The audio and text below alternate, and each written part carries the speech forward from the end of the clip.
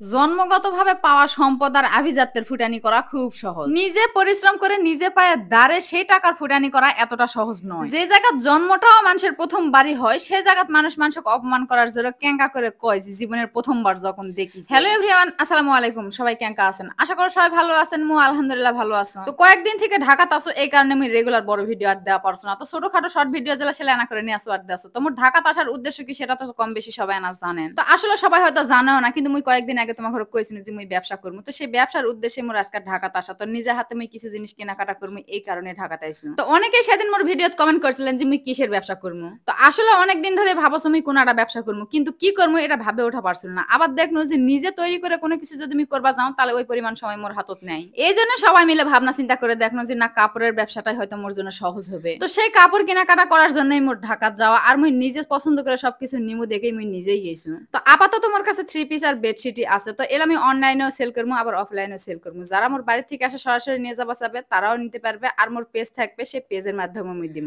যারা অনলাইনে অর্ডার করবে তারা হোম ডেলিভারি পাই যাবে। তো মোর পেজ আছে, এখন অবশ্য আমি পেজে কোনো পোস্ট করনি। তো ইনশাআল্লাহ আজ থেকে শুরু করব। তোমার এই দুইটা পেজে তোমরা যতটা ভালোবাসা দিছিন, আশা করো মোর সেই পেজটা তো ততটাই ভালোবাসা দিয়ে মোর পাশে থাকবেন। তোমাকে সবার ভালোবাসা, সাপোর্ট আর আল্লাহর রহমত আর মোর চেষ্টা যদি থাকে, ইনশাআল্লাহ আমি সফল হওয়া পারবো। আসলে গ্রাম থেকে উঠে আসে এই পর্যায়ে দাঁড়া, আবার এর থেকে একটা ব্যবসা যাওয়া এতটা সহজ বিষয় নয়। আসলে চোখের সামনে আমরা যেটা দেখি সেটা মনে হয় অনেক সহজ, কিন্তু বাস্তবে নামে দেখলে বোঝা যায় সেটা কিন্তু সহজ নয়। প্রত্যেকটা কাজের পিছনে কিন্তু অনেক পরিশ্রম দিবা হয়, অনেক মেধা খাটাবা হয়, অনেক শক্তির প্রয়োজন হয়। সবকিছু মিলিয়ে এটা ভালোবাসা দিয়ে একটা কাজ করবা হয়, যেটা অনেক মেধা লাগে, অনেক পরিশ্রম লাগে। তো এই 3-4 দিন ধরে খালি গাড়ির উপরই আছি। তো শর্টকাটে যাওয়ার জন্য 2-3 বার মেট্রো তো চড়া হয়েছে। তো জীবনের প্রথমবার মোর মেট্রো চড়া। তো কালকে আমি মেট্রো রেলের পাশ দিয়ে যে ওই যে দরজা আছে, সেই দরজাটা রেল না আসলে যে খুলবে না, এই নিয়ে একটা ভিডিও দিছি না। আসলে কিছু কন্টেন্ট আমরা ইচ্ছা করেই তৈরি করি। কিছু কিছু কন্টেন্টের ভিতরে অনেক কিছুই জানা যায় যে জিনিসগুলা কেমন। এই যে মুই আজকে জীবনের প্রথম এটা মোর রেলত চড়া। তো এইটা নিয়ে অনেকেই কইছে খ্যাত যখন শহরত আসে, চাষা যখন মেট্রো রেল দেখে। তো আসলে বাংলাদেশত আইছেই বা মেট্রো কতদিন আগে। বাংলাদেশের এমন অনেক মানুষই আছে যে বাংলাদেশত এই মেট্রো রেল বানানোর পর আমরা চোখে দেখেছি। তাছাড়া ভিডিওত দেখেছি, মোবাইলে দেখছি, কিন্তু সব মানুষ কিন্তু মেট্রো রেল দেখিও নি, চড়িও নি। এটা হওয়ার পর কিন্তু প্রথম চড়া আমার ঘরে। জীবনে এমন অনেক কিছুই আছে নিজে অর্জন করে সেটা ব্যবহার করবা। হয়তো সেই মেট্রো রেলের চড়াটাও মনে করো মোর একটা অর্জন, কারণ আমি একেবারে অজপাড়াগাঁয়ের থেকে জন্ম, সে থেকে উঠে যায় এই পর্যন্ত মেট্রো রেল চড়ছি, এটা মোর জন্য আলহামদুলিল্লাহ। অনেকেই চাষা খ্যাত বিভিন্ন কথা কইছেন, কিন্তু এনাও মোর মন খারাপ নয়। মন খারাপ তো এটার জন্য যে তোমার ঘরে চিন্তা ভাবনা এত নিচু, কারণ জন্মগতভাবে সবাই কিন্তু সবকিছু পায় না।